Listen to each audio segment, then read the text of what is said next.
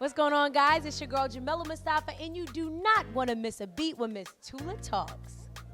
So, Jamila, what do you hope that people walked away with from attending today's event? I love that intro, first of all.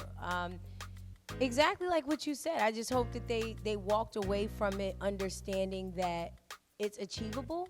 And we all feel the same stuff. And just reassurance. Like, I think as creators, we're just living in such a digital world, which is amazing because the digital space has grown so much, but we don't really get a chance to talk and to feel and to celebrate each other. And so I really hope that today they got a chance to really know who I am, way past the Instagram @name or seeing me on television.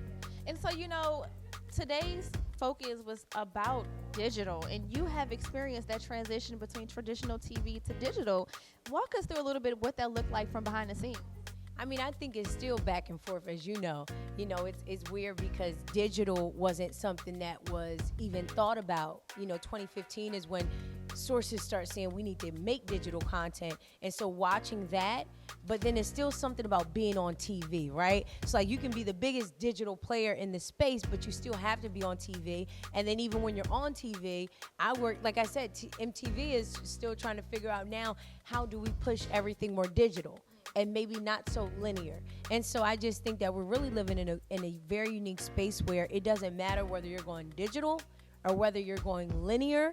It's just kind of like saying, would you rather be on a network TV show or Netflix? Because now the Netflix, the Hulu, the Amazon Prime TV series are just as big, if not bigger, than what's on TV, and they're winning. So it's just kind of like saying, do you want to be in a feature full-length film, or a lot of these entrepreneurs, the Ava DuVernays, who started off making docs, or the Ryan Cooglers who are doing docs. So it's just like, I feel excited because that's what that means, is that I don't have to choose. I can do social media content, I can do digital content, or I can do network content, or I can do in-person speaking live. Sky's the limit. You know what? I love that. And earlier you mentioned a point. Thanks, girl. Listen, let me tell you. Well, thank you so much. And you touched on something earlier about studying your field and perfecting your craft. And girl, let me tell you, it took me forever to figure out what to Google just to find this. And so, a lot of people, they look up to you. You are an influencer. And a lot of people want to be an influencer but don't know what they're influencing. And so what do you hope that you are leaving a legacy to influence your followers with? You kind of touched on it earlier with your HBCU tour, but what are you hoping to influence your followers with? To know who you are. You know what I'm trying to say? Like, I'm a little weird. I'm a little quirky. I'm a girl from Wilmington. And I think that that's the key, because we really you can be proud of who you are, and you can be yourself around who you are around your friends, but for some reason, people feel like they have to be a little something extra on social media or in your workplace. I can be me, but I have to be a different version of me. And I think that it's a struggle, but I'm every single day fighting to be myself. And that is everywhere, from the club to the streets to at work to on camera to the way I wear my hair to the way I have to try to be myself. And that's the biggest thing that I'm fighting for. Everything else is just opportunities and all that other stuff. But it's like artists. It's like you hear the music and you love the music, and then you're like, but that doesn't add up. Or you start seeing headlines and you're like, how could this person do it when I thought they were like that? But that's your problem, because you thought. And that person wasn't who they are. And you have to suffer it, and it hurts more when you don't get things or when you're disappointed, because it's not like you heard the facade. It ain't like this just a job I do and I'm Jamila at home. No, this is me, 24/7. So encouraging people to be their authentic self, on and off the gram, y'all. Mm-hmm. For real. Real shit.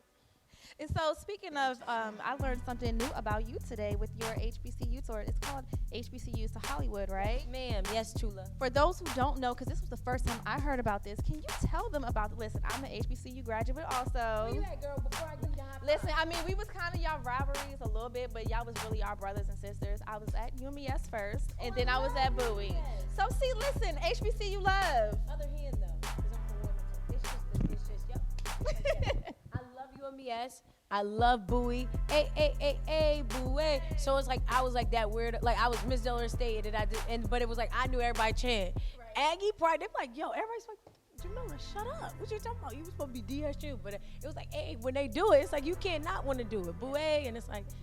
I still bleed maroon and gray. I tell people I'm a bull hawk or a hawk dog because I was at UMES first, and then I transferred because they didn't have communications back then. So, yeah, but, tell the people a little bit more about your HBCUs, the Hollywood tour. So HBCU to Hollywood is just that. It's the concept, right? And it's just the vehicle. So for me, it's HBCU to Hollywood. But what that just means is from your HBCU to anywhere you want to go. And it kind of just propels you. And what the tour is basically about is one part of the tour is I travel to different universities and I give the experience. So that's talking, that's putting them up against challenges, that's maybe having a contest, that's maybe giving things away. And then the second part of it is the scholarship part. And that scholarship is designed for creators. It is those people who may do something, anything that you're not getting a scholarship for. And so a mass comm, but you may get it for news. But how many people say, hey, Tula, I noticed that you're using, would you like a handheld? Would you like a live? And just a $500 scholarship, not to your academics, but to your creativity. And I see a lot of college tours and I see a lot of scholarship funds, but there's no college tour and there's no scholarship fund that does them both. And then I noticed speakers when they came to school, they were either really established and famous or they were like has-beens that were just there to collect a check. But it was nobody I could turn on TV, or it was nobody that I was following now that I can go and see. And I said, why do I have to wait until I'm super famous? Why not do it now? Because it wasn't a lot of people our age going on a tour independently while they came out of school. And so it's very important. 5 years from now, I see HBCU to Hollywood being one of the biggest tours for young, and every single young creator was like, I got to get my hands on one of those scholarships because it's going to make the difference for them as an undergrad, and it's going to change the way that we consume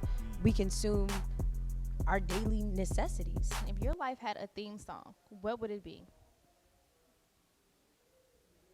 Drake's Do Not Disturb off his More Life album is the last track. Just because he's talking that real stuff. And I just wanted to take this last second to say that you are awesome at what you do. I'm happy that you're recording this because I know that you're going to go really far and you're taking the proper steps to succeed, Tula, and I thank you. I thank you for your time. Really your full circle moment, because as I was figuring out like what direction I wanted to go in, someone told me to check out your page and I was like, oh, she's dope. I like her. We're going to be friends one day, but when the time is right, we'll meet. And I guess today's the time. So you're so sweet. Aww.